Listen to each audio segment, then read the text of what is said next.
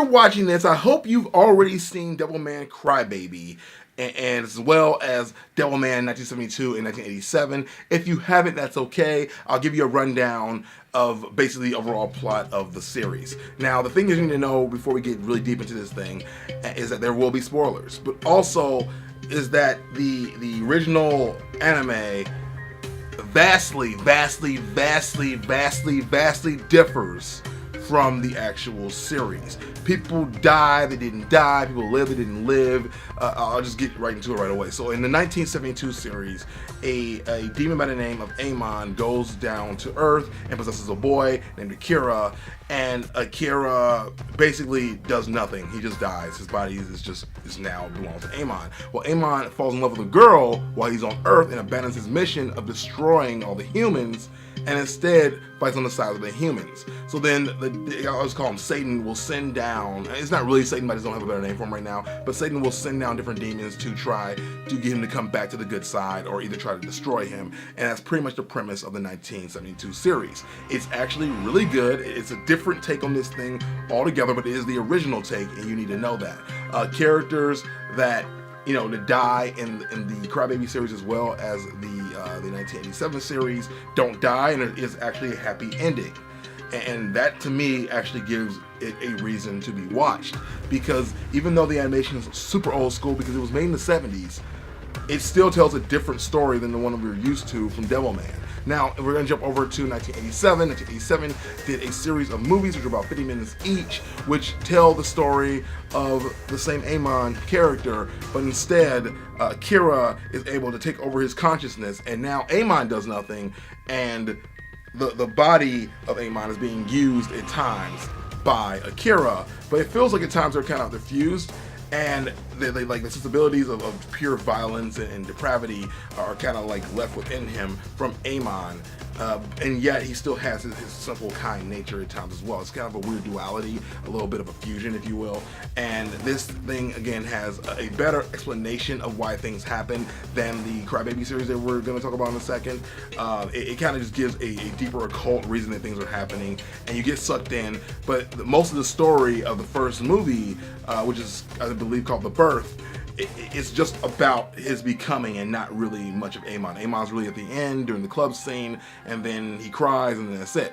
The second movie about the I believe it's called Devilbird, then takes on Amon / Akira doing stuff with his abilities. You find out that, of course, the creature or character known as Rio is not dead like you thought, but instead was just, hurt and rescued. But he doesn't really come to fruition to do much of anything, and you just get more and more of them building towards a bigger plot. The next movie is not even really connected to the next part, because I don't really even get it. I think they just skipped over the next part of the story, and I'm wondering what happened. But I think that the answer to that is going to be answered by the Crybaby series. Let's jump into that, because I'm not going to talk about the Amon movie because it doesn't feel connected to the same story. So, jumping over here to the Crybaby Devilman series, and this is a similar story of the first movie, The Birth, where you get Amon basically possesses Akira, but then Akira takes over and uses the consciousness. You get a duality of the personalities mixed into one, but this is definitely much more of Akira than Amon. Amon is really just a vessel, and that's really it. Like you don't really lose much of Akira as a person or a character. He just becomes more powerful and uses that power to try to defend good, and he's much more sympathetic here. You're actually watching it like, man, I feel bad for him like almost the entire time. A lot of characters die here, including Akira himself, and as well as his lady friend, as well as pretty much every person that you ever have a heart for, and it makes it so hard to enjoy because it's gut-wrenching. Like every character that you think you're gonna love in this thing, they die. They die, and they don't die a beautiful death. They die horrific deaths. They die sad deaths. Even the last moments of this movie, the series, is like, oh my god, are they really just carrying around their heads on sticks and dancing in the fire? Like, it makes you really like think humanity is doomed. This is what we become when we become scared. it's awful. It really is, but it's awful in a beautiful way because it tells a poignant story. As I said in my previous review, you do have to go back and rewatch the series, or at least the first 3 or 4 episodes after you finish it, because it tells you things that you didn't understand before, and now it all makes sense. Now that you know that Rio is actually Satan the entire time, the things he was saying and the reason why his mentor killed himself just make a lot more sense. I do wish they would have kind of kept the portion of his mentor being his father, because it makes that even more tragic from the original 1972 series, or sorry, rather 1987, the Birth movie. But I'll forgive it because it's still sad in itself. It's just not as hard hitting. And so let's just start comparing these things right away. I mean, the original series at times is like watching a episode of Power Rangers, if you know what I mean. It comes very much so in that aesthetic of like, the devil kick! Or instead of like transforming when he gets angry like the Hulk, he just kind of goes, devil! And it becomes like the devil, and he fights, he grows, several sizes large. And it's just like a Saturday morning cartoon, which I guess is what it's meant to be. But it's just not as grueling as what we're getting from the new stuff. Where's my shirt? So as far as the story, I'm going to give it to the Crybaby series because it does a good job of kind of melding everything together in a beautiful, beautiful way that also hurts you. The 1972 series is kind of like in a very cookie cutter in comparison. Like, you have someone who comes down to earth to try to help people, and then they decide to turn to the good side. I mean, it happens all the time in most modern day stories. So it's just not anything that it really like pulls at you, but it is an entertaining watch nonetheless. And again, the Birth is kind of similar in I guess story, but it handled much better, I believe, in the new series. Even the thing where like Devilman, when he changes into Devilman, basically, his voice, like, changes to, I am a monster now. Like, it's harder to still feel compassion for him. And yet in this Crybaby series, you feel so much compassion for him even when he's in his monster mode, and it just works really well. So as far as story goes, we're gonna give the point to the 2018 series. Next, let's jump over to music. Now, for me, I am a person that likes to get like real pumped for things. I also have to understand too that the music is going to be based in the era in which it was created. If you look at the 1987 series, this is very like punk rock, or like, I mean, that's what was like hot back then.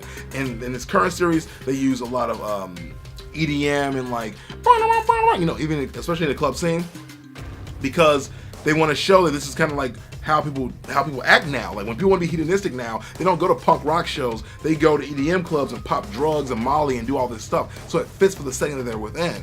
But when things start to get really epic and orchestral, that's when I really feel myself getting pulled in immediately. And then you also have, of course, the 1972 series, which uses a lot of the music they had back then. And for me, because I guess I'm a child of this era, it doesn't say as much to me. So I'm just not going to sit here and tell you that, oh my God, you have to definitely love this music because it's old. No, it's old. It just doesn't do as much for me. It doesn't get me as pumped up. It keeps me entrenched in the story, and I would say it's at times overused. But in the Crybaby series, they do a good job of kind of using it sparingly and using it when it really needs to be used, and it really does keep you glued to the story when things are happening. So for that reason, Crybaby also wins the music portion of the anime debate. Now let's move into animation, which is my favorite part because fluidity and the way things look and the style choices are very important to me. Now I'll say right away, Crybaby does lose this because it is simple. It does remind me of Fooly Cooly, but it still doesn't do itself a lot of justice. Sometimes the characters don't even have faces in scenes where they should have faces. Things aren't really on model, and I can't say I get down with that. But when I look at the 1987 series, I'm like, I'm not gonna lie to you. This thing looks pretty good, but it also looks extremely dated. Like anything from that era pretty much looks like it's from that era. And it's hard to really just go, this looks good to me, because it doesn't. I mean, especially the design of Devilman himself in comparison to what we have now is considerably better. It's considerably better. But then you jump to 1972, and that, like its contemporaries, doesn't look like a 1972 series, but the style choices for the characters are immensely better, in my opinion. While they are like simplistic, they are still complex at the same time. So for that reason, 1972 wins the anime debate, with 1987 coming in a runner-up, and of course 2018 coming in last place, because I get it, you're going for some, like, for a artistic motif here, and while I do enjoy it, it doesn't make it better in comparison to the others. Let's go to, and because the characters are all pretty much the same, we can't really compare the characters, but let's go to characters anyway, and because there are some characters that don't appear, there are some characters that are getting more expansive as the series goes on, in both, like, the movies and in the Crybaby and the 1972, and I'm just going to give it to be honest, 1972. They do a much better job of developing the characters with less. I know that it's not really fair because the Crybaby series gets like 10 episodes to develop these characters. Meanwhile, the movie gets basically like 100 minutes, and then or the movies, and then this gets like 37 episodes. But to be fair, we got to be fair, and the truth is that they are better developed in a series with more episodes, and that's just kind of what happens. Like, I find myself actually caring more, even though the motivations and why they're doing what they're doing make less sense sometimes. I still find myself endeared to them. But I do have to give props to 2018 for pulling off that level of development in 10 episodes, because I'll be honest, I found myself caring and having a lot of gut-wrenching moments for these characters, but at the same time, I see the holes. It's not perfect, and it has a lot that is to be desired. So for that reason, 1972 wins, with 2018 being a runner-up. And in last place, we get our movie, which does a good job because they're slightly different, but it's just not the same. Just not the same. So let's move into the next and the last, as I stutter away, portion of the anime debate, and that's overall. Which of these reigned supreme? Which one did the best job at doing their job? All right, so you have a movie / I'm gonna call OVA series, which does a good job of building the characters out in a longer format and really takes time to develop who they are and who they are going to be in the future. You get glimpses that kind of give you hints towards things that will happen later, but ultimately, because of, in my opinion, because of a lack of, or rather, let me take it back, because of over-explaining and I feel like just over telling us what's happening, you lose a lot of the mystery that makes the Crybaby series so genius. Because you're sitting there going, what's happening? I don't understand. It's so weird, and yet it's so interesting, and yet it's so bingeable.